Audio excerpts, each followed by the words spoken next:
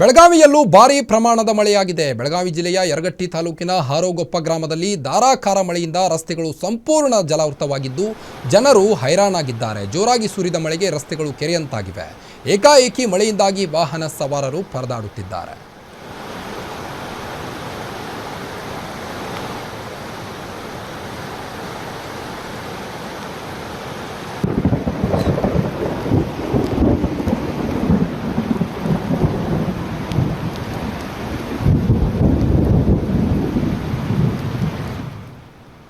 ರಾಯಚೂರು ಅಷ್ಟೇ ಅಲ್ಲದೆ ಇನ್ನು ಬೆಳಗಾವಿಯಲ್ಲೂ ಕೂಡ ಭಾರೀ ಪ್ರಮಾಣದ ಮಳೆಯಾಗಿರುವಂಥದ್ದು.